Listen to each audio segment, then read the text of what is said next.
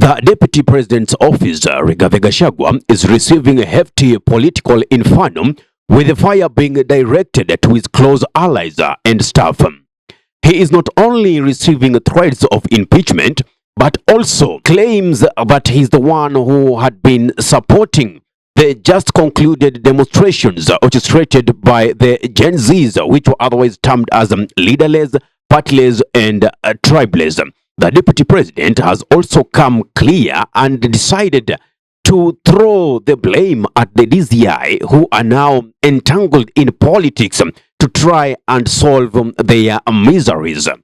This is coming in the midst of him being told that he was the one directly trying to sponsor this demonstration to oster or to overthrow the sitting president. Deputy President is claiming that the criminal justice system is being used now to manage politics. Those who are in upper position in politics or in government are now using the criminal justice system to try and press charges against the deputy president and let the people paint him in a bad picture and see him as unworthy person to hold the seat, and therefore his impeachment. He did respond back and he did address the DCI, and I want to quote him verbatim as he did place this in his Facebook page and also his Twitter account. That is the X platform now. Now, this is what the Deputy President Rigathi Gachagua did write with address to the DCI. The use of the criminal justice system to manage politics is an outdated political strategy that was used in the past. President William Ruto and I, on assuming office, gave an undertaking to the people of Kenya that never again shall the criminal justice system be called upon to help in the management of politics. I am embarrassed that we are back to where we were. Harassment of my office staff and members of parliament perceived to be close to me has been going on for the last 2 months. I have learned of a scheme to prefer trumped up charges against 3 members of my staff and the MPs for Embakasi North, Honorable James Gachagua, and Embakasi Central, Honorable Benjamin Gathiru, Major Duncan. This evil scheme is to associate them with violent demonstrations that took place in late June in a fertile attempt to soil my name and hopefully create grounds for the mooted impeachment proceedings against me. Kenyans are very intelligent people.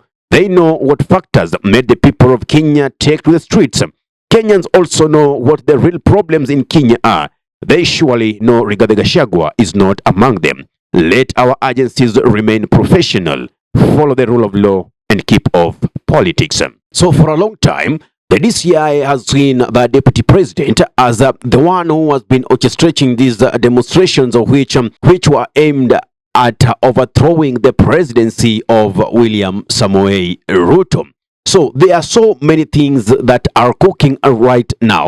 And in the previous video, remember, I talked whereby Rigathi Gachagua also responded to those MPs who are willing to impeach him by directly speaking to the president and telling him, hey, we were elected together into this seat. The best we can do, let the remaining 3 years allow us to do our work. Then after this, you can decide whatever you want to do with me. But again, he told the president on the rally that he did held back then in Githurai. Remember, as I was explaining in this link up here, you could see the video in this link up here.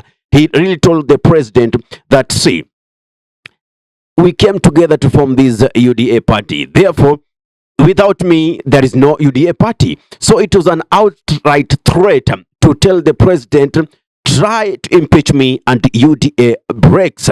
When will we have the president and his deputy work for the nation? Because remember, this same thing happened back in the regime of Uhuru Kenyatta, especially after the handshake, whereby now Uhuru Kenyatta and Raila Odinga were into good books. And the person who became the opposition but still in government was William Samoei Ruto, who was by then the deputy president. He suffered a lot of humiliation. And what did that bring to the nationals, to the citizenry? Prices of commodities were so high. Public coffers were being looted. Nobody was there to defend. Public money was being misused. Extravagance was experienced in the government. And very basic commodities were too high to an extent, but people could not manage their lives. A lot of people began living below the per capita income. Remember, it is the duration also when the corona pandemic did hit so serious. So people went through a lot: depression, stress, deaths. You know, it is through those same years that demolitions were happening, be it in Kisumu, be it in Nairobi. I mean, very many things were happening and the people could not just bear it. The government was actually eating its own citizens, literally.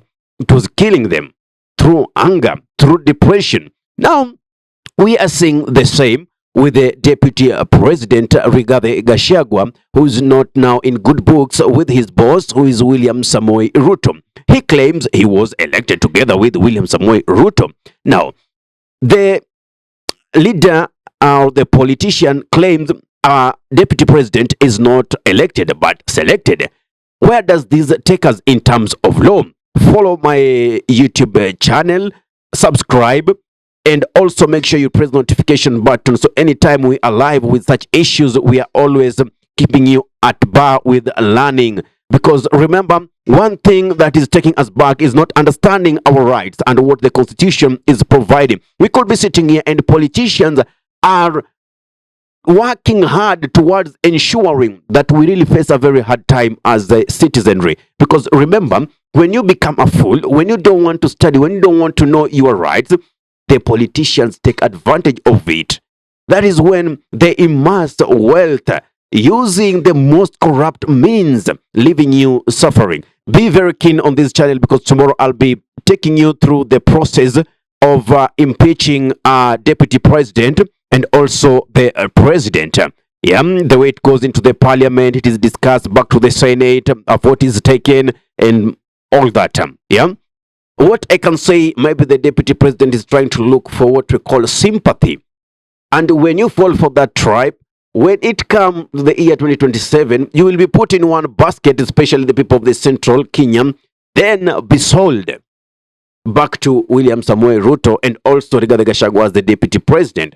So these are just shenanigans. If you think they're really serious about impeaching Gachagua, just know these are political gimmicks meant to swindle you from the real factors that are happening. Remember, yesterday I spoke about the real issues that Kenyans are fighting for. For instance, we have the Adani group trying to take over Jomo Kenyatta International Airport. The scandal between the NHIF transiting to SHIF, and right now, no one can access medical services using the NHIF card. You see, 21 billion lost. Talk about the ports of Mombasa being sold to be managed by different authorities. And now all this scheme is coming to be realized that it is Ruto trying to access them through the back door. So many issues are happening and more are being brought up in order for you to forget the real monster that we are fighting. So we really need to be very vigilant. Ahmed Khalif for the Unscripted Talks are here in Dub Radio. If you love content of this nature and you're watching from our YouTube channel, kindly subscribe and make sure you press the notification button so anytime that we are live or we upload content of this nature, you'll be the very first person to be notified. If you're watching from our Facebook page, kindly follow our page so that you'll be receiving regular updates. Assalamu alaikum warahmatullahi wabarakatuhu. Kwa timba kali za Afrika, Dub Radio ndio mpango mzima.